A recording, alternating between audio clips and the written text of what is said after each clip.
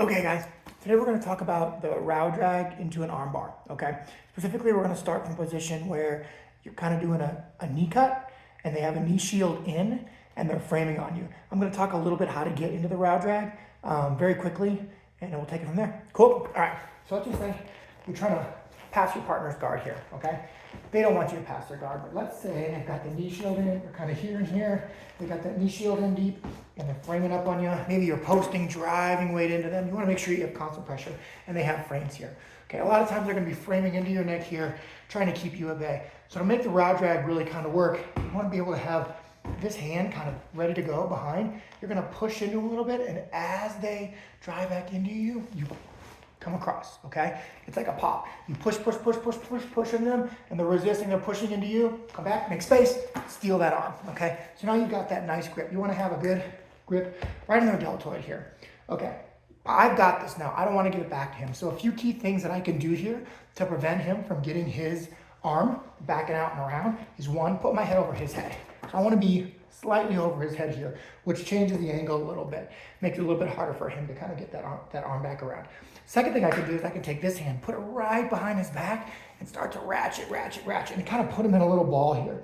Okay, he's getting smaller and smaller.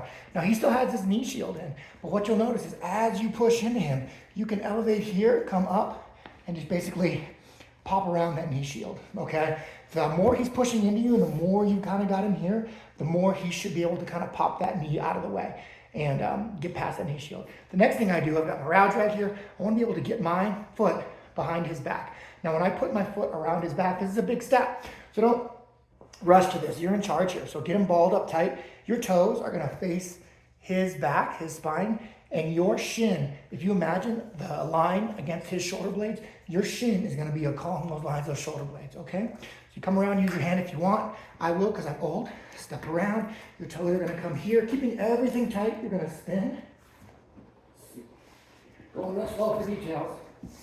And I want to sit right as close to his head as I possibly can. So now my shin is right against his shoulder blades, which is tight, all the way rolled up, and I've got control of his arm here. Now, I was thinking about this, they may be a little bit wily here, kind of moving around, they're not going to let you do anything. I thought maybe, thinking about like what Luke and Aaron have talked about, and Adam talks about this, is you got this arm, maybe you could switch to like that Kimura grip where you kind of push down and get their arm away. If they're starting to like suck their arm back, you feel like you're losing it, they're going to get away. Maybe I would come through and grab this, okay? Doesn't really matter.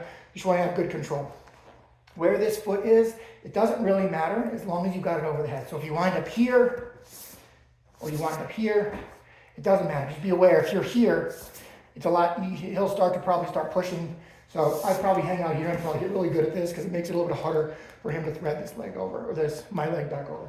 The next thing I want to do is I want to pinch my knees together super tight. Also, if you noticed, I'm trying to keep him on his edge. I can go all the way flat back, but that's going to take a little bit more work on my part, and I have to start to elevate my hips versus just using general gravity.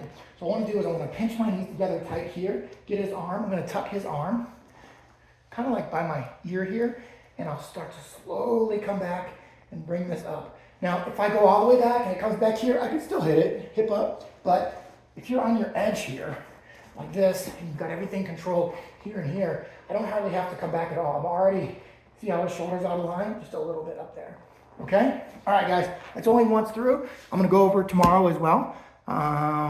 See you then.